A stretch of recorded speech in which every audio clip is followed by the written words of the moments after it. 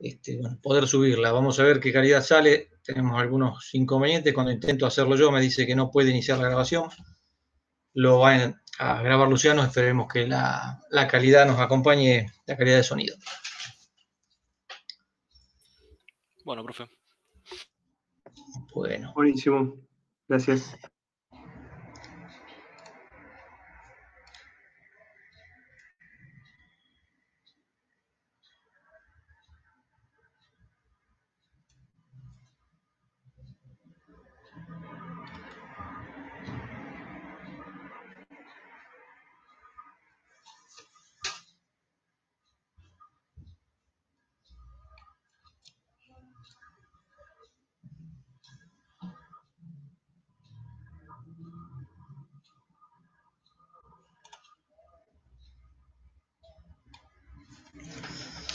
Bueno, ¿se ve ahí la diapositiva de sistemas digitales? Sí. Bueno, gracias. Sí, se ve.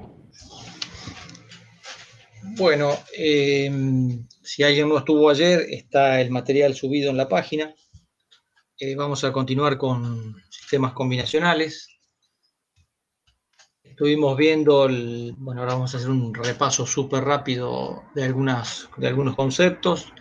Estuvimos trabajando ya con el álgebra de Boole, familiarizándonos con las expresiones booleanas, con la simplificación aritmética de las mismas. La implementación de esta, una vez llegada a la expresión, a la ecuación final que representa el circuito, o mejor dicho, que representa el sistema que queremos modelizar, la forma de llevarlo a un circuito va a ser utilizando compuertas. Bien, vamos a avanzar con el tema y vamos a ver otra modalidad de simplificación que es realmente exacta o muchísimo más eficiente, que es a través del método de Carnot, usando ciertos mapas y una modalidad gráfica. De esa manera vamos a tener una mayor certeza de lograr ecuaciones mínimas, cosa que con la metodología algebraica no podíamos lograrlo, que es lo que charlamos en algún momento ayer mientras hacían práctica de si el camino elegido era el correcto o no, si la ecuación que habían encontrado era la mejor o no. Por ahí en la propuesta de la práctica que está en la página había una ecuación y ustedes llegaban a otra, y no necesariamente estaba una mal y la otra bien, sino simplemente eran distintas, si los pasos fueron correctos, por supuesto. Bueno, hablamos también de la implementación de esas funciones. Finalmente se va a hacer a través de compuertas, que son las características, cómo es la representación de las mismas. Bueno, veamos estas tres. La AND, que es un producto, ya estuvimos hablando un poco cuando veíamos los postulados de Boole respecto de qué era una OR, qué era una AND. Bueno, el producto, la suma y la negación. Otro tipo de compuertas, algo un poco menos común a la vista, pero por supuesto existe y muy útil, y las vamos a usar bastante. La XOR, o llamada también OR exclusiva, solamente cuando las entradas difieren, la salida es un nivel lógico alto, caso contrario es un 0, un nivel lógico bajo. Y las negadas, o sea, la AND negada, la OR negada y por supuesto la XOR también negada, que simplemente es un negador a la salida de la expresión anterior.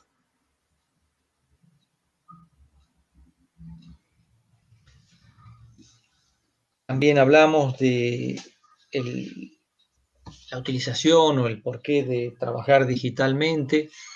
Nos da cierto nivel de seguridad, dado que tenemos solamente dos niveles posibles, entonces hay mayor inmunidad al ruido, pero por supuesto hay ciertas características y ciertas consideraciones que los fabricantes de compuertas tienen en cuenta y tendremos que considerar a la hora de algún diseño.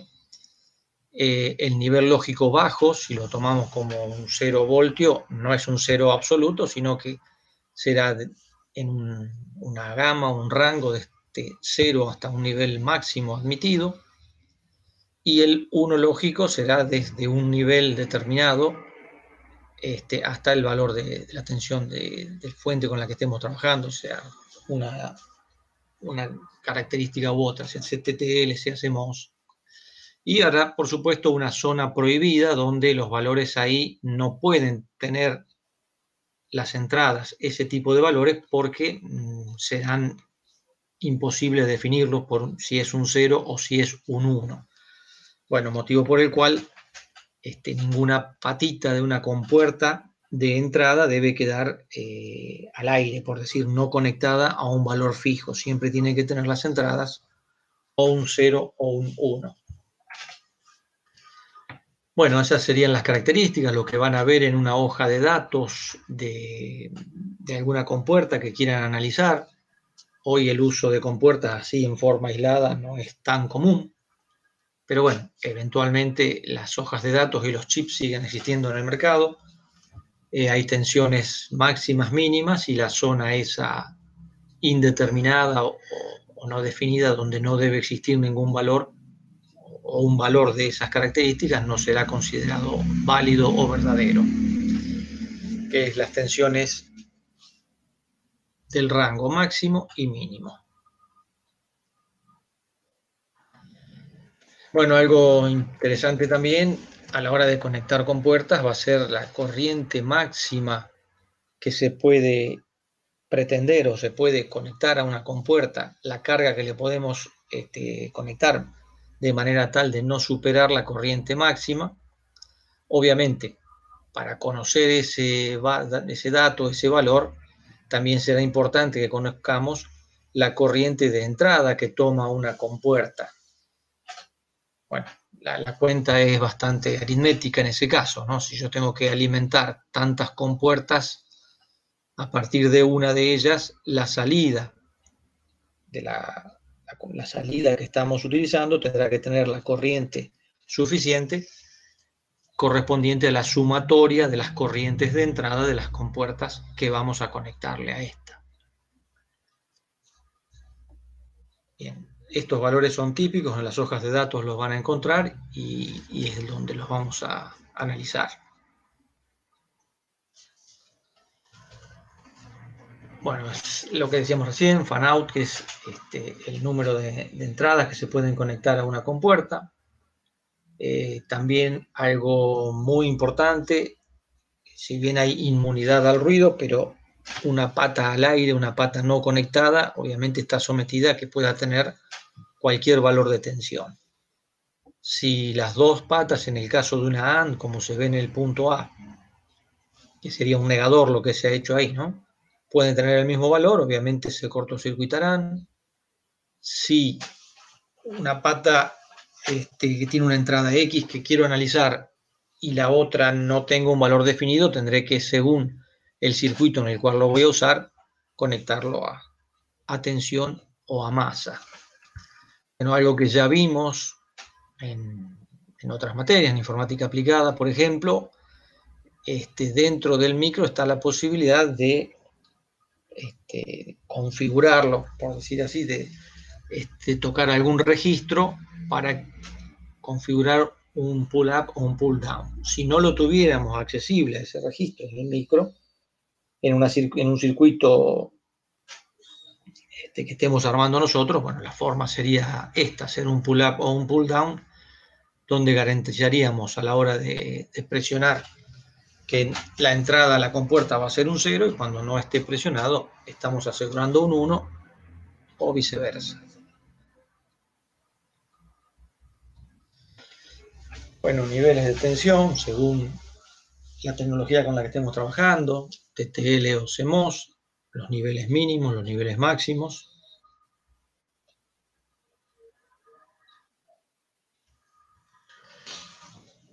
Y la gran diferencia con la electrónica más convencional, o sea, vamos a trabajar acá estrictamente, como decíamos, con unos y ceros, con lo cual la amplificación de los transistores no será tenida en cuenta. Directamente van a trabajar en corte o saturación. si bien tampoco es instantáneo ese pasaje del corte de la saturación, por lo tanto las ondas cuadradas que por ahí dibujamos a la hora de representar alguna salida o alguna entrada no son tan cuadradas, sino que siempre hay una forma un poco más redondeada, con alguna curva no vertical, por supuesto.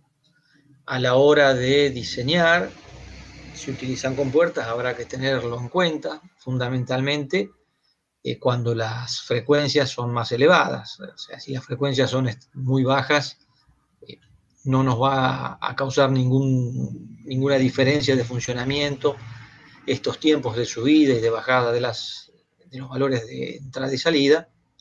A medida que aumente la frecuencia, esto se va a hacer más significativo. Hasta puede ser realmente un problema.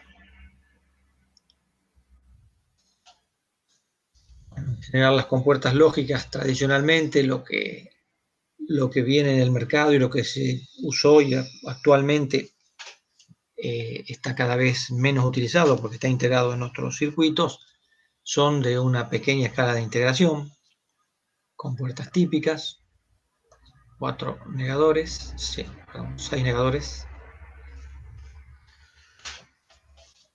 Bueno, y redondeando, resumiendo lo que habíamos visto anteriormente, la implementación electrónica que vamos a hacer es fundamentalmente generar de alguna manera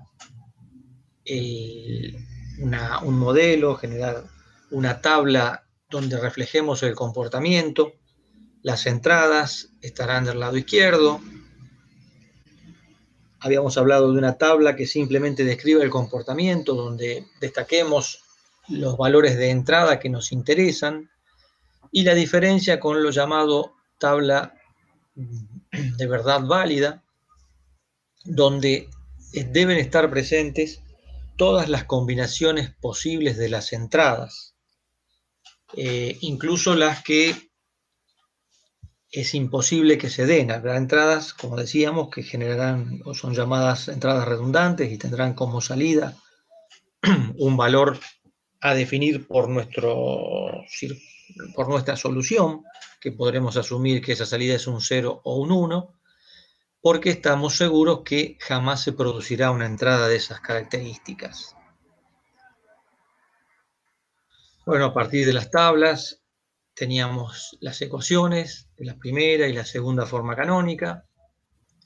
Finalmente terminamos en un circuito con las compuertas que describíamos antes. La álgebra de Boole, la tabla de todos los axiomas. Nuevamente resumen de las compuertas. Y finalmente esa es la idea de lo que queremos hacer. Dado un problema a resolver, hacer nuestro sistema, llegar a una tabla, simplificar las ecuaciones o la ecuación que obtengamos como salida correspondiente, y a partir de esta llegar a un circuito que será el comportamiento, mejor dicho, será el circuito que refleje el comportamiento del sistema deseado, circuito combinacional. Y como vimos, o como estábamos charlando, esa simplificación de las funciones obtenidas a partir de la tabla en forma algebraica son un poco inciertas en cuanto a poder lograr una optimización o una ecuación realmente mínima. Como decíamos, por los costos de la electrónica, por el uso, por el avance, parecería como que no tiene mucho sentido minimizar o llegar a esforzarse demasiado en lograr una ecuación mínima. Bien, podría ser no en electrónica y estos comportamientos lógicos y de hacer expresiones combinacionales suele darse en otro tipo de automatización, por ejemplo neumática, donde los costos de una válvula son muy elevados, entonces este tipo de simplificación tiene sentido todavía o se sigue utilizando. Como metodología para lograr un resultado óptimo, vamos a usar lo que se llama, o lo que fue desarrollado por Carnot, creo que vive todavía Carnot, me parece que tiene cerca de 100 años. A partir de una tabla que describe el comportamiento, lo que se genera es un mapa, y después a través de este mapa hay una metodología, hay una forma que sistemáticamente nos permite llegar a una ecuación que tenemos la certeza que será mínima. O sea, si aplicamos correctamente la metodología de Carnot a partir de una tabla, utilizando su mapa, tenemos la certeza, o tendremos la certeza, que llegamos a una ecuación mínima. Si luego de aplicar el método de Carnot encontramos que una de las ecuaciones que obtuvimos podría ser simplificable algebraicamente, quiere decir que cometimos algún error en la solución anterior. Las ecuaciones obtenidas o las minimizaciones obtenidas por método de Carnot son efectivamente las mínimas, no hay una menor. Sí puede darse que haya más de una solución, o sea, más de una ecuación mínima que describe el circuito que estamos analizando o que vamos a realizar. El comportamiento a analizar puede tener más de una solución. Bien, la forma, la metodología de Carnot es hacer un mapa, como decíamos. Ese mapa está formado por celdas, y la cantidad de celdas será 2 a la n, es decir, la misma cantidad de combinaciones posibles de las variables de entrada que tenemos. A partir de la tabla y a partir del mapa, como lo vemos ahí, ahora vamos a ver un poco más en detalle cómo se pasa de la tabla a ese mapa. A partir de ahí se toman las figuras y se escribe la ecuación.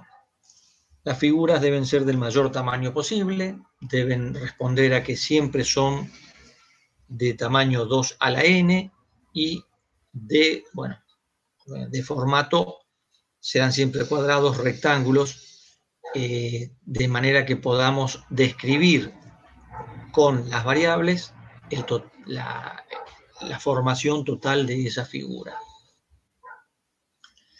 La codificación que se usa para el mapa es la codificación de Gray. Fue muy utilizada en otras épocas para representar situaciones lógicas, y la ventaja que tiene es que de una de las representaciones a la siguiente, siempre lo que cambia es uno solo de los bits. Fíjense en la parte superior, el 0, 0 va al 0, 1, luego al 1, 1, finalmente 1, 0. Es decir que en este gráfico, así como cada una de las celdas que están contiguas son adyacentes gráficamente, también lo son lógicamente. Es decir, cuando me paso de una celda a otra, solamente uno de los bits está cambiando. Una de las variables cambia su valor, las demás mantienen el mismo. Pensándolo como si esto fuera un cilindro, también vemos que los dos extremos, tanto el extremo izquierdo como el extremo derecho, son lógicamente adyacentes, solamente cambia un bit.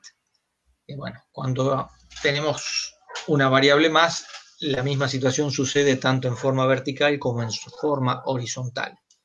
Con lo cual, en definitiva, ya lo vamos a ver, los 4 vértices terminan siendo adyacentes. Bueno, lo que hablábamos del mapeo y de cómo elegir las figuras, esa expresión que teníamos recién, finalmente la figura tendrá esta forma, será de 2 celdas, no hay otra alternativa posible en este caso, o mejor dicho, sí hay otra, figuras de menor tamaño, tomar 2 figuras de una celda cada uno. Bueno, justamente eso es lo que no se debe hacer. El criterio de minimización es que las figuras deben ser siempre del mayor tamaño posible.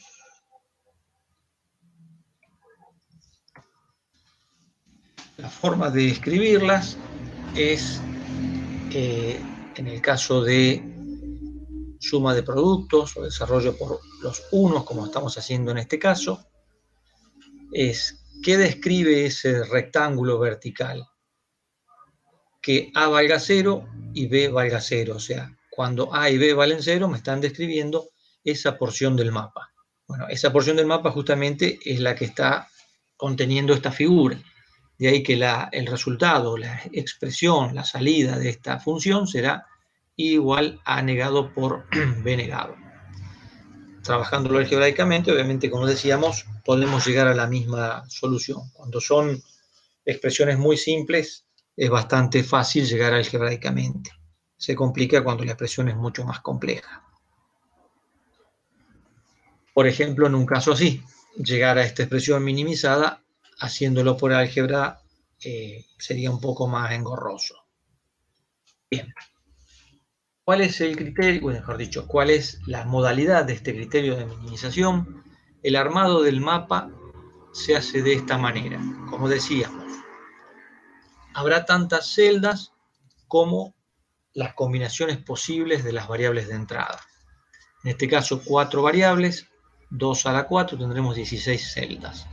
De acá la importancia de escribir la tabla en su totalidad, o sea, conformar lo llamado tabla de verdad válida, donde estén presentes todas las alternativas posibles de las variables de entrada.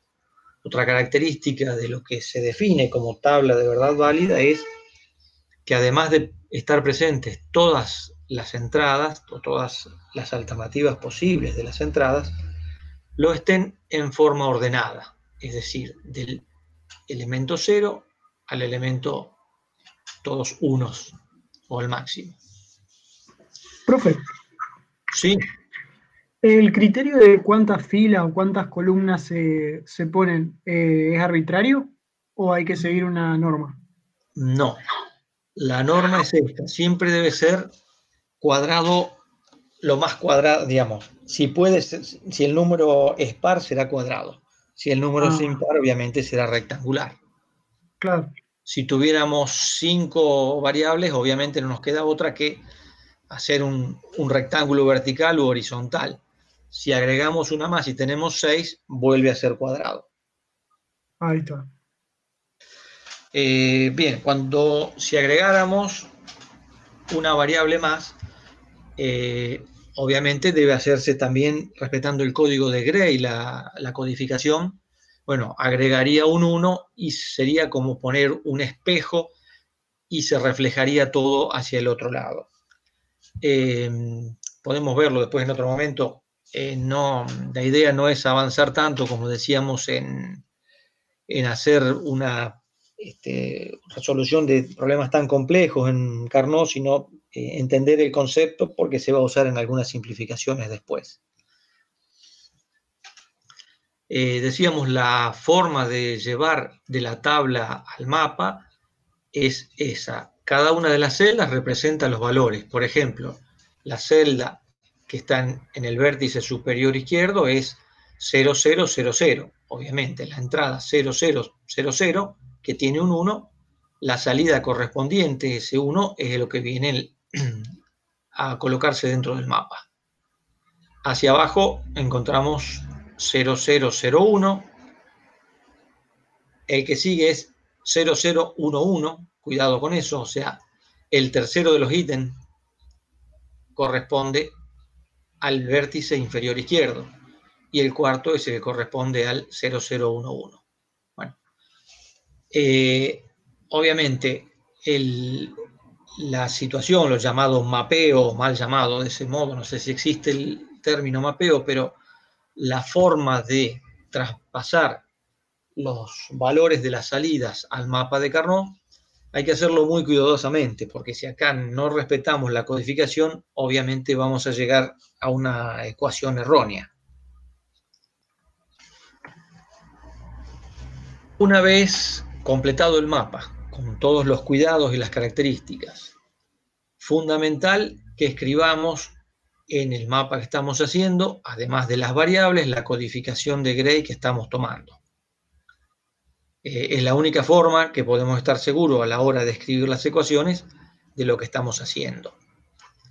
como decíamos, el criterio es, las figuras deben ser del mayor tamaño posible.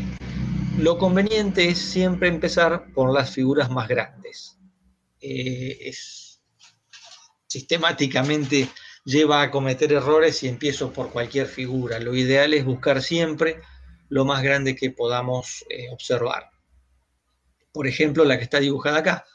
¿Cómo la escribimos esta figura? ¿Cómo se representa la expresión? Bueno, aquí A vale 0, sería las dos hileras verticales de la izquierda, y C valiendo 1 serían las dos filas inferiores.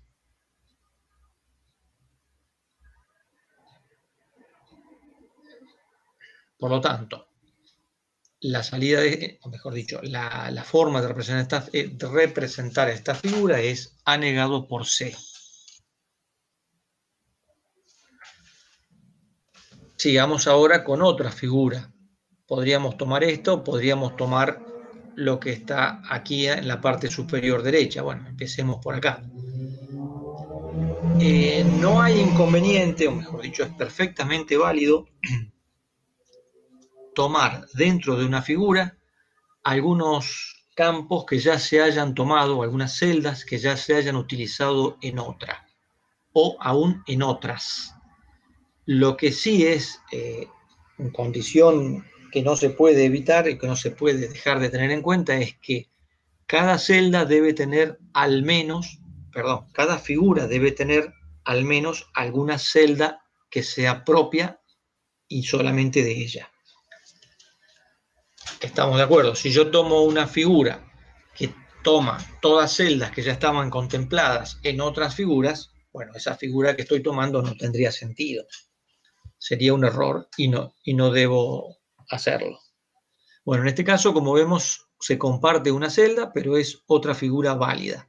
Sería un error también en la minimización que yo, por no hacer esto, tomara una figura más chiquitita, tomando esta figura de una sola de las celdas. Fíjense que a medida que se achica la figura, aumenta el número de literales. Si yo tomara una figura que sea solamente el 1 que está solo ahí, la figura tendría 4 literales. A negado por B, por C negado por D. Bueno, de esta manera es A negado por B por D. ¿Está claro? Cualquier cosa, para el mail lo vemos de nuevo. Profe, una pregunta. ¿Por qué no toma los 3 unos de manera vertical? Porque las figuras deben ser de 2 a la n. Ah, cierto, perfecto. Sí. En la práctica igualmente está nuevamente desarrollado esto con más ejemplos, así que lo pueden ver después más en detalle. En la hoja de práctica que está subida en la página. Bien, seguimos ahora con la otra figura que podemos tomar, que, bueno, está ahí vista, es A por B negado por C negado, y nos quedan todavía algunos unos por tomar. Habíamos dicho que los extremos son lógicamente adyacentes. Si decíamos que lo pensamos como un cilindro, también diríamos que son gráficamente adyacentes en ese caso. Lo que pasa es que el cilindro lo podríamos plegar en forma vertical o podemos hacer otro cilindro en forma horizontal también, es decir, el vértice superior derecho es adyacente con el vértice inferior derecho. Con lo cual podríamos decir que podemos tomar una figura que incluya estos dos. Pero las figuras deben ser del mayor tamaño posible. Observemos que los 4 vértices en realidad me permiten definir una figura. La forma de saber si la figura es válida o no es si la podemos escribir o no, al margen de toda la descripción que corresponde al criterio de tomar figuras. Concretamente, si tomamos, como vemos acá, una figura que tome los 4 vértices, fíjense que sería la intersección de toda esta parte vertical con los 4 vértices, es decir, cómo estamos representando toda sería el rectángulo vertical de más a la derecha con el rectángulo vertical de más a la izquierda. Eso es B negado, o sea, cuando B vale 0 me estoy refiriendo a todo esto. Vamos a las filas, la superior y la inferior. Es cuando D vale 0. Entonces, B negado por D negado me está determinando esta figura que terminamos de dibujar, la que corresponde a los 4 vértices. Bueno, ya no nos quedan más unos por tomar, entonces habríamos terminado. Sería un error, como decíamos, ahora tomar una nueva figura que incluya algún 1 porque no tendría ningún término propio. Es perfectamente válido, como vemos en el ángulo superior derecho, que ese 1 está alcanzado, bueno, en el izquierdo también, está alcanzado por 2 figuras. No es problema, podría haber algún caso donde alguna de las celdas esté tomada por más de 2 figuras. Vuelvo a repetir, el criterio es que al menos tengan una celda propia. Bueno, vemos otro ejemplo. Por ejemplo, acá hay redundancias en esta tabla. A la hora de la resolución, podemos tomar las redundancias de manera tal que nos permitan justamente hacer una ecuación más simplificada, lo cual se traduce a tomar figuras de mayor tamaño. Si estamos desarrollando por suma de productos, es decir, que estamos contemplando los 1, tomaremos que esas redundancias valen 1 en la medida que nos ayuden a simplificar. Fíjense que, por ejemplo, hay una redundancia que es la que está acá en el centro, que corresponde a 0,1,0,1, que fue tomada en esta solución, es considerada un 0. Las otras son consideradas un 1. Bueno, después vamos a trabajar, va a haber ejercicios para hacer y como les decía, en la práctica también está desarrollado, hay algunos ejemplos de Carnot. Vuelvo a repetir los criterios fundamentales: armar el mapa, escribir claramente los valores de las variables de entrada, escribir claramente la codificación de Gray, bueno, para después a la hora de escribir la ecuación que sea bien claro de dónde salen y que podamos escribirla perfectamente. Bueno, con esto sería lo que estamos de alguna manera cerrando y poniendo el broche a lo que es cómo hacer el desarrollo a partir del enunciado, a partir de las condiciones que nos están pretendiendo o pidiendo para hacer un sistema. A través de una tabla lo estamos plasmando y describiendo, y la forma de llegar a la ecuación mínima para luego implementar el circuito sería hacer un mapa de Carnot que nos da la certeza de poder tener ecuaciones mínimas. Bueno, a partir de estas ecuaciones obtener el circuito con las compuertas necesarias. Vamos a ver algunos otros dispositivos electrónicos de la parte combinacional, como son los codificadores. Este caso es algo bastante simple, dado que tenemos nada más que 4 entradas. Podríamos pensarlo con muchas más. En definitiva, esto bueno, se refiere a un equipo de audio un poco antiguo también, que tendría 4 botoncitos para seleccionar la entrada de sonido que tiene que llegar al amplificador. Bien, si tuviéramos que transportar estas entradas a un lugar muy distante y en lugar de 4 fueran muchos más, 8, 16, 32, en lugar de llevar todas esas líneas de un lugar a otro, una alternativa es usar un codificador y transportar esa señal con menos cantidad de líneas.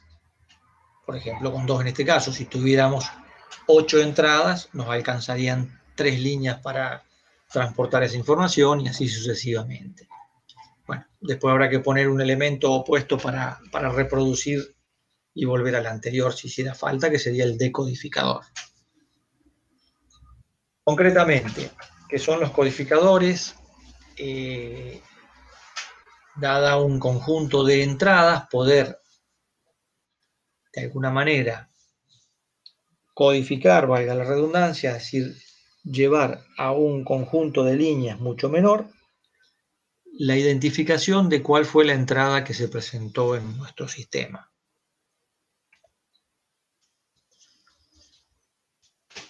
Si vemos, por ejemplo, las ecuaciones, directamente esto es algo muy simple, como decíamos, son solamente 4 entradas. De ver la tabla podemos hacer simplemente la función, podríamos llevar al circuito, pero si tuviéramos que hacerlo, o si tuviéramos en lugar de 4, 32 entradas, por ahí a lo mejor podría ser un poco más complejo y tal vez tendría sentido si armar una tabla de verdad válida y proceder con alguna simplificación como Carnot, dado que, como estamos viendo, van a aparecer muchísimas redundancias y seguramente va a ser bastante simple la obtención de las figuras y de las funciones.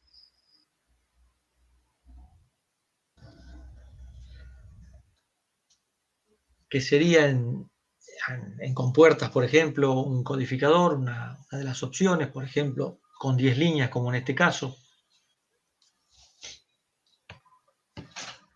Como estamos viendo, un conjunto de OR a la salida y las 10 líneas donde una sola estaría activa en cada instante.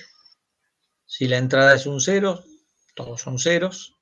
Si la entrada es un 1, la OR de la salida de sub 0 lo indicará, bueno, y así sucesivamente. Esa sería una circuitería como para armarlo.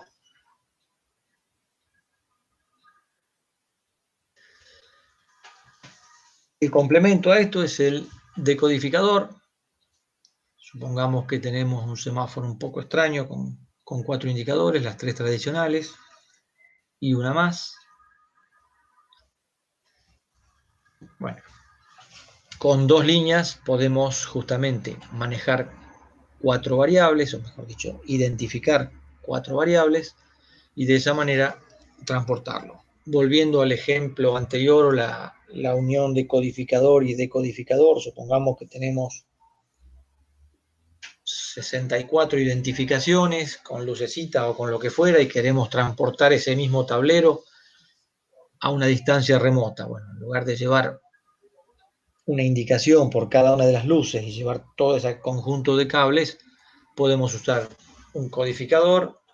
Con 6 líneas de datos llegamos a la otra punta y con un decodificador reproducimos las mismas 64 lucecitas. Metodología antigua de identificación, pero podría llegar a suceder.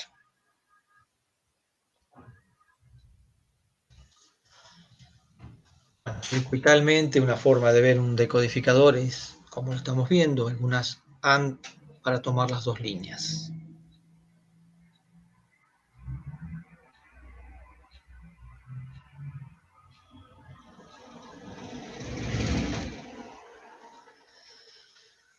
Una aplicación de codificadores, decodificadores.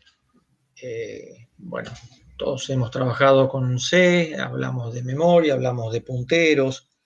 En definitiva, ¿qué estamos diciendo? ¿Cómo se accede a una memoria? ¿Cómo se guardan los datos? ¿Cómo se extraen los datos? Las memorias tienen una dirección y un contenido. Bien. Por un lado podemos tener, o tenemos sin duda, un bus de direcciones, un bus de datos. Un decodificador será el que a partir del bus de direcciones indique a qué lugar de la memoria estamos o se pretende acceder. Y, bueno, un registro será el que nos permitirá ver luego y leer esa dirección de memoria.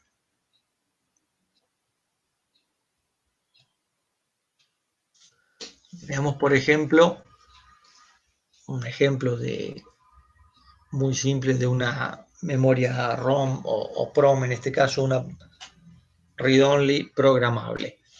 Lo que está en la parte inferior del dibujo y superior arriba de las OR son fusibles, esas S que aparecen ahí son fusibles. A0 y A1 es la línea de datos de direcciones. Entonces, Cuando se apunta a cada una de las direcciones, a la hora de grabar la memoria, supongamos en la dirección 0, 0, 0, la AND que tomará esa dirección será la primera, la línea R0 entonces tendrá un 1. Los datos en la dirección 1, esta memoria de 4 bits, ¿qué información tendrá que tener? Bien, si es un 3, se quemarán los fusibles correspondientes a D2 y a D3, no se quemarán los de D0 y D1, entonces cada vez que se direccione el 0, lo que aparecerá a la salida, o el contenido de la memoria, mostrará un 1. Y así sucesivamente. ¿Queda claro cuál es la idea? ¿Cuál es el por qué hablar de un codificador, de un decodificador, un poco para ir avanzando en todo esto? Si hay alguna duda, por favor, me lo dicen y lo vemos de nuevo. La idea es, entonces, las direcciones por un lado, y de alguna manera, quemando fusibles, se tendrá la información guardada en cada una de esas direcciones. A la hora de leerlo será lo mismo. Ya no estará la parte de la quema de fusibles, sino que eso ya estará terminado y los fusibles existirán o no. Y cuando se direccione en A0 o 1 un valor de entrada, se leerá la salida correspondiente. Esto sería una memoria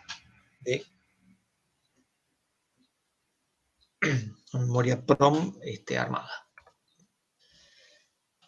Veamos algo un poquito más completo, un poco complejo de una PROM.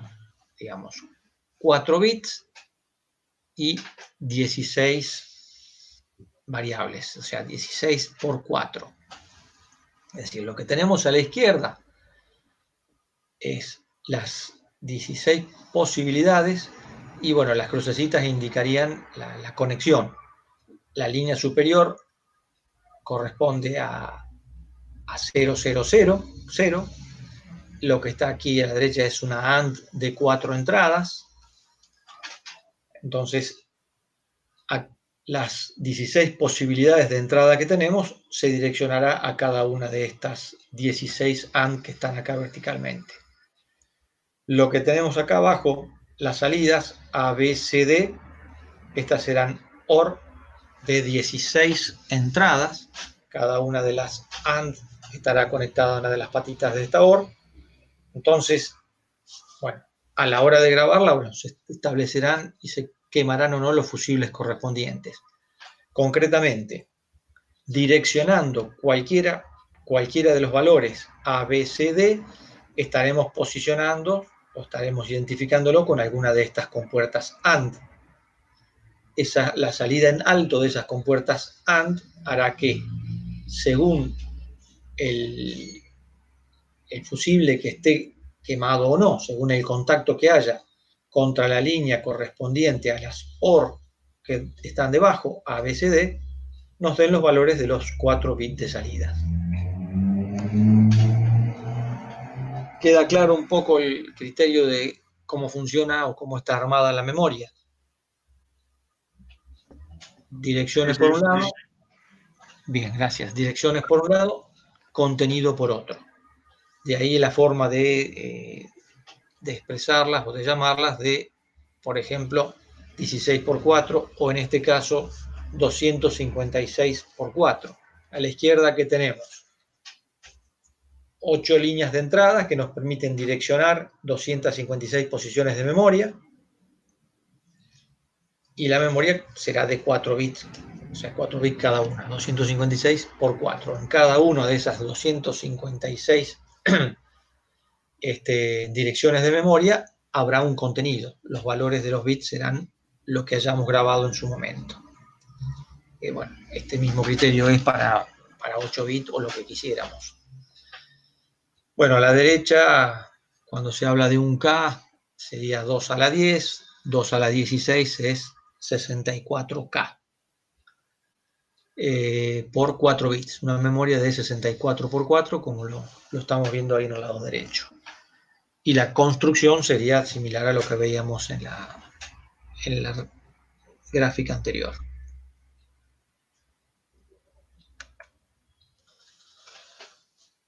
Bien, otro dispositivo muy interesante que ya lo han visto y han trabajado, son los multiplexores. Es, por decirlo, una llave lógica. Tenemos un conjunto de líneas de entrada, en este caso 4, y la selección correspondiente, obviamente con 2 entradas binarias, podemos seleccionar o direccionar 4 alternativas distintas, o sea, 2 a la n. Por lo tanto, un multiplexor de 4 entradas de datos tendrá 2 líneas de selección. Bueno, la forma o el gráfico, el circuito sería como vemos aquí a la derecha, en definitiva, conjuntos de AND y alguna OR harán que se habilite la AND correspondiente según los valores del selector de entrada, de A y B. Cuando A y B valen 0, estaríamos habilitando la OR superior, que corresponde a la entrada E0, por lo tanto a la salida se estará presente el valor que en ese momento tenga la entrada E0. Bueno, así sucesivamente con las otras entradas. ¿Por qué decía que ya hemos trabajado con multiplexores? Cuando en la informática aplicada o en cualquier otra aplicación que haya trabajado con micro, se hacían selecciones. Un ejemplo, por ejemplo, que decíamos que queríamos seleccionar la opción que propósito general, entrada-salida, el famoso GPIO. Bueno, al escribir en el registro 001 en el, o mejor dicho, un 1 en el 8, un 1 en el 9, un 0 en el 9 y un 0 en el 10, elegíamos la alternativa GPIO. Bueno, no estábamos haciendo ni más ni menos que utilizar un multiplexor para hacer esa selección. Hay muchísimos multiplexores y con los registros que nosotros seleccionamos los estamos utilizando para seleccionar una salida de clock que alimente al core u otras entradas de clock a partir del oscilador, a partir del clock interno. Bueno, lo opuesto al multiplexor es el demultiplexor, o sea, la acción contraria, dada una entrada, tener un conjunto de salidas, es decir, conectar una llave lógica que nos permita seleccionar a partir de una entrada cuál de las salidas queremos que se active. Bueno, tiene la misma lógica que antes, también hay una representación ahí con algunas compuertitas de cómo sería, también una habilitación de algún modo que hace que la entrada esté presente en la salida deseada.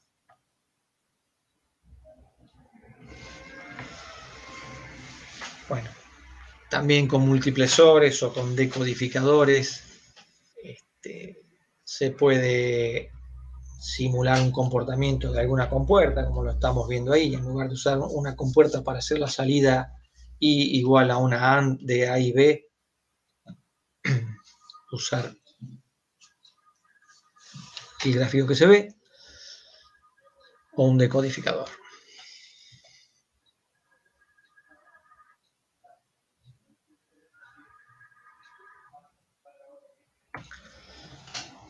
Bien, algo interesante para ver y que va a profundizarse más adelante y que se utiliza a menudo, un sumador con acarreo, o sea, normalmente tenemos sumadores. Si estamos sumando 2 bits, A y B, como en el caso de la tabla de la izquierda, cuando la suma da 0 o da 1, anda todo bien sin tener un bit de acarreo. Si la entrada es 1, 1, la salida debería ser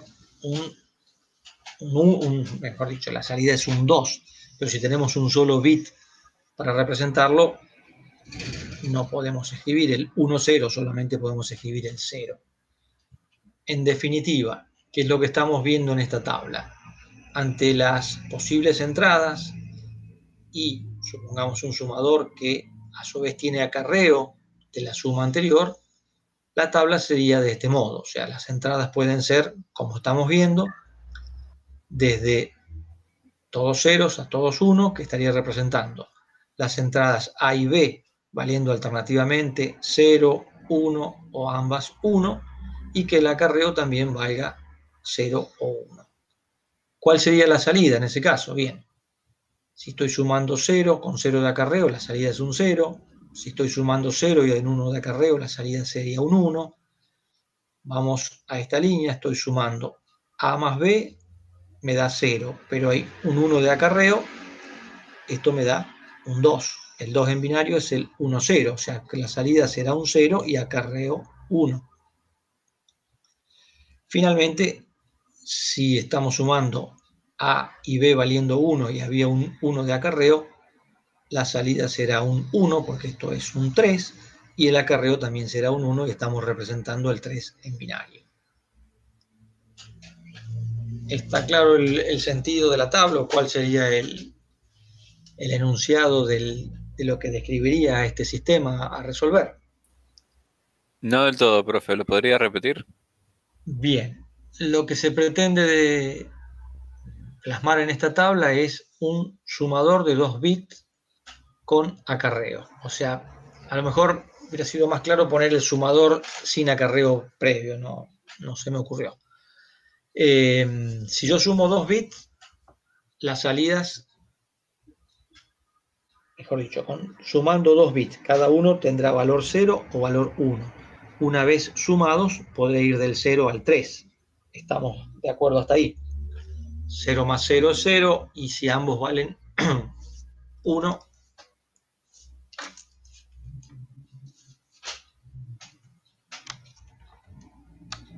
Sí, sí. ¿se escucha? Hola. Hola. Sí. No, me dice que mi conexión es inestable, por eso pensé que a lo mejor se había cortado. No sé si te veo. Bien, si además de sumar 2 bits, lo que estamos sumando es un acarreo, en ese lo que estamos plasmando es la salida de la suma. Si estoy sumando 0 más 1, como puede ser en este caso, la salida es un 1. La salida es 1 y no acarreo nada. Si lo que se está sumando es 1 más 1, por ejemplo, que A y B valgan 1. En binario, ¿cuál es la salida?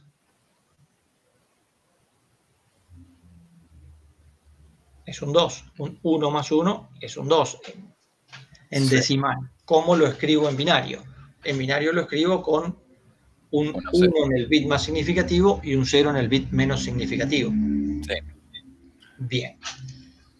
Ahora, si solamente tuviera una salida para escribirlo, el bit S de salida, no me queda otra que mostrar el 0 y no es correcto, mostrar el 1 y no es correcto. De ahí Claro. la necesidad de hacer un bit de acarreo a la salida. Está bien, ya entendí. ¿Estamos?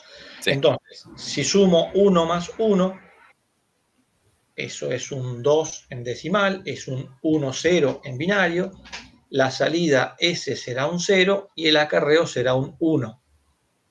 Claro.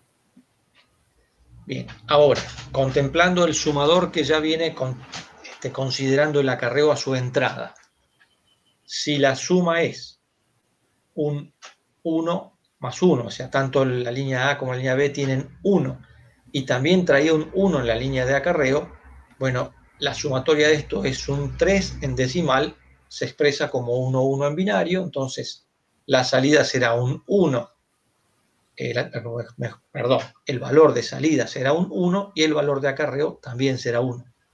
Está bien, ya entendí. Está. Gracias. No, por favor. Bien.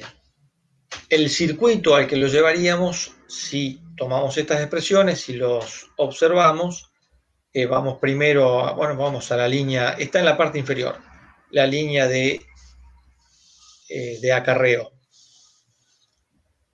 La línea de acarreo, ¿dónde tenemos un 1? En B y CE. B por CE. ¿Dónde hay otro 1? A por CE más A por CE. Luego, sigamos en el desarrollo por unos. Estamos trabajando directamente con la forma algebraica, ¿no? cuando A y B valen 1. Y por último, la línea inferior de todos, CS vale 1 cuando A, B y CE valen 1. A, B y CE valen 1. Bueno, si recuerdan, por absorción, A por B más A por B por CE es lo mismo que A por B. De ahí que finalmente la línea de acarreo, la salida de la línea de acarreo es simplemente A por B más A por CE más B por CE. Veamos ahora la línea de salida, S. ¿Qué característica tiene? S vale 1 cuando 2 valen 0 y 1 vale 1. S vale 1 cuando estos dos valen 0 y este vale 1. A vale 1, B vale 0, C vale 1. Hasta aquí, excepto la última línea, lo que podemos ver es que cuando la suma de unos es impar, la salida es también impar. Bueno, lo mismo sucede en la línea inferior. La suma de unos de entrada, A, B y C, es impar. Concretamente, esto lo dejamos de tarea para ustedes si lo quieren desarrollar, pero responde a una OR exclusiva. O sea, extensivo, bueno, a 3 entradas. En los casos tanto de A, B y CE, cuando solamente, mejor dicho, cuando la suma de los 1 me da impar, la salida vale 1. Otra forma más visible posiblemente sería escribirlo como 2 OR exclusiva, una en serie con la otra, es decir, OR exclusiva entre A y B y la salida de esta una nueva OR exclusiva con CE. Bien, este es el circuito característico de un sumador con acarreo y las ecuaciones características, las que estamos viendo aquí. Si hace falta lo vemos más en detalle o lo plasmamos con circuito y desarrollo, lo podemos seguir charlando después. ¿A qué llegar finalmente? Algo muy útil o algo que se va a desarrollar también más adelante. Bueno, la famosa ALU, una ALU de 1 bit, donde tenemos 2 entradas y una selección de operación, donde si la operación es 0, lo que estamos teniendo a la salida en el resultado es el producto. Si la operación está seleccionada con un 1, tenemos la suma, A más B.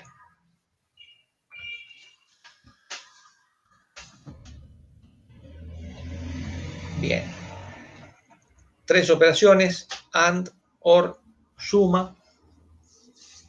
Obviamente la operación en este caso estará definida por 2 bits. Tenemos una selección de, bueno, podemos seleccionar 4 operaciones distintas, pero en este caso tenemos solo 3. Por lo tanto, lo que tendremos a la salida como resultado será producto, suma o la suma y con el acarreo.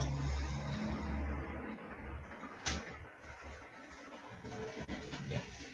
Finalmente, sería esta la ALU de 1 bit, nos está está representada de esta manera con esta expresión.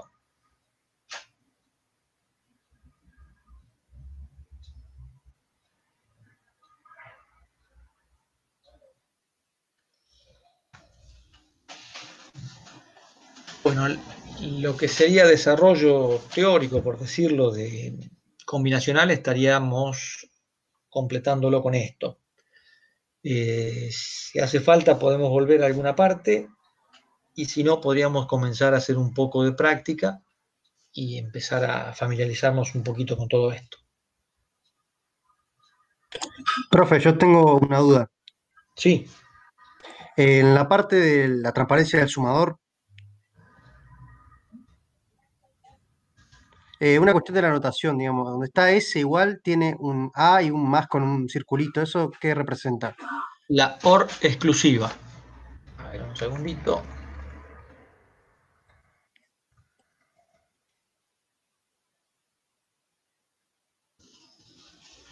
Bien, se ve el detalle de compuertas. Sí, sí. Bien, acá donde dice XOR, esa es la OR exclusiva.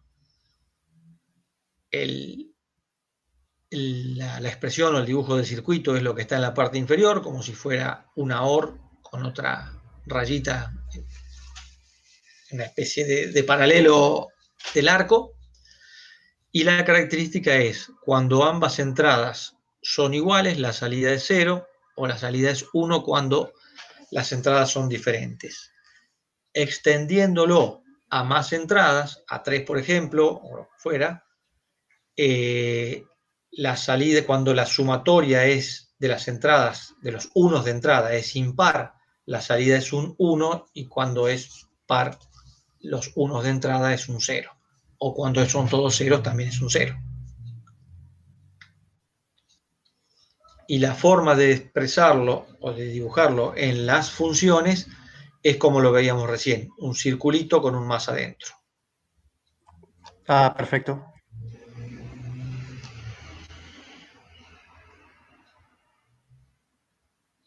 Bueno, ahí estamos llegando.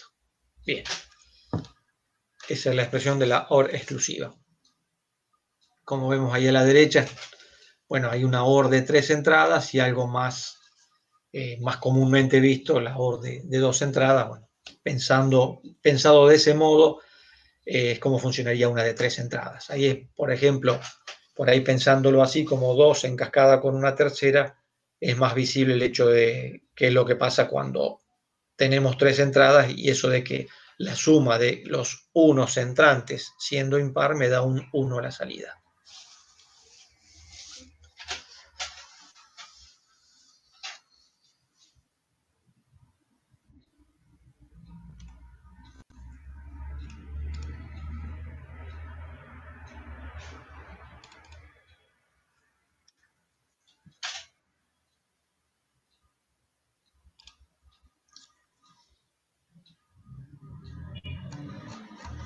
Bueno, habíamos estado trabajando un poco con la práctica. Bueno, si hace falta, si surge algo, volvemos a la presentación anterior. En la medida que sea necesario, lo volvemos a hacer, no hay ningún inconveniente. Mientras tanto, trabajemos un rato, después paramos un poquito y volvemos a hacerlo más tarde. Les decía, en la práctica, nuevamente hay un detalle, alguna explicación de cómo utilizar y cómo armar el mapa de Carnot, cómo se hace el mapeo, cómo se seleccionan y se eligen las figuras, el hecho, como vemos acá, que hay figuras que tienen varias celdas en común, es decir, que comparten varias celdas. Por ejemplo, acá hay una que está compartida por más de 2 figuras, las de los vértices, que a veces son difíciles de ver. Bueno, y cómo se toman las figuras en los productos de sumas, que no lo vimos hace un rato. Bueno, lo pueden ver después en detalle.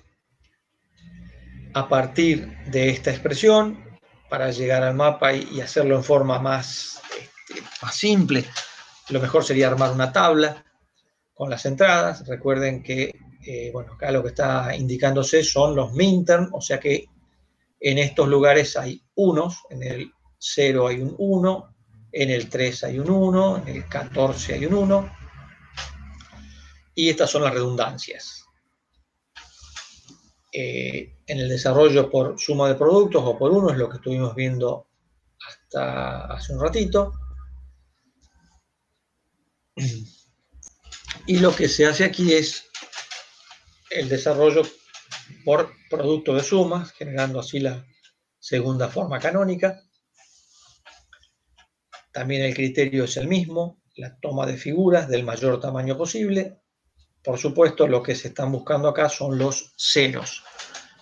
¿Cómo se escriben las figuras en este caso? Bien. Tomemos, por ejemplo, bueno, lo que está, la primera expresión que está aquí al lado del igual, corresponde a la figura más chiquita, la única figura chica que está acá, que es este 0, y es cuando A y B valen 0, C vale 0 y D vale 1. Pero estamos trabajando acá en desarrollo por ceros, en suma de productos, es el complemento de lo anterior, por lo tanto, en este caso A valiendo 0 es A, no A negado, como cuando en el desarrollo de suma de productos A valía 0. Cuidado con ese detalle. Entonces, ¿cómo se expresa esta figura? A más B más C más D negado, porque D vale 1 en este caso. Bueno, y así será el producto con las otras sumas que describen a cada una de las figuras. El criterio es el mismo, hay que tener cuidado a la hora de escribir las figuras propiamente y fundamentalmente, como les decía, no omitir, escribir las variables en el mapa y la codificación de Gray para poder llegar a la expresión sin errores.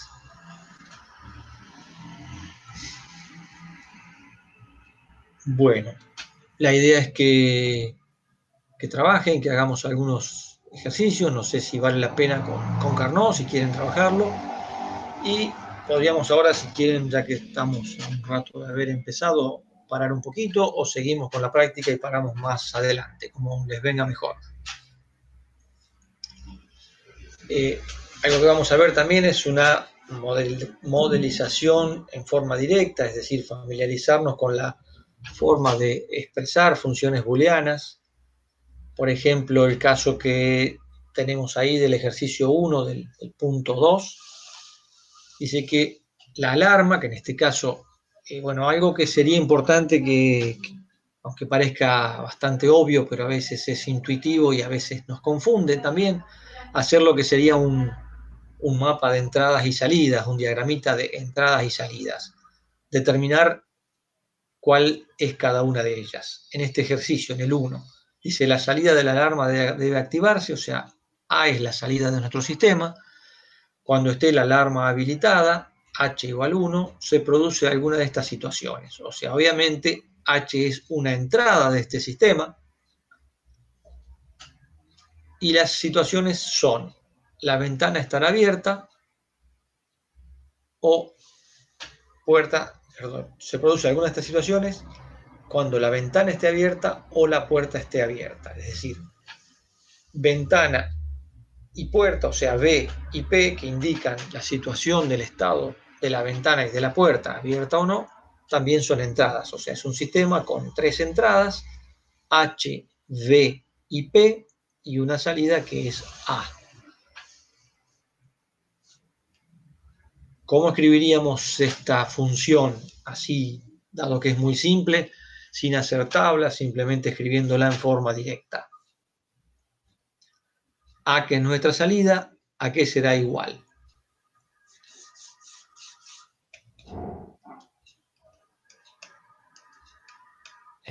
Puede ser igual a H and, digamos, la OR, o sea, H and OR entre B y P.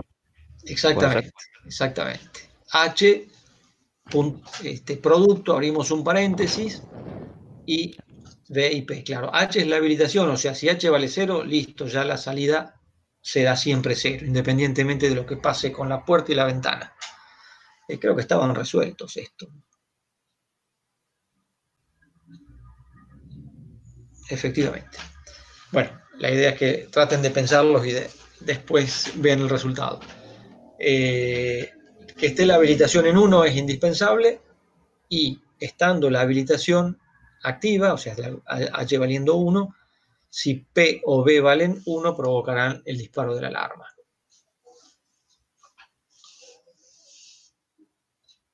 Bueno, la idea es que trabajemos un poco, mejor dicho, que ejerciten ustedes, aprovechemos este rato para que trabajen y consulten si surgen dudas.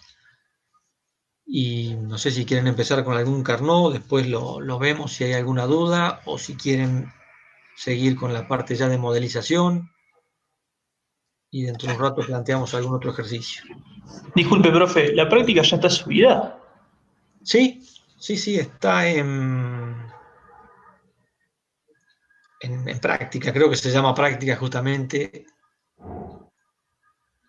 el ítem. Buenísimo, gracias. Ya lo vemos.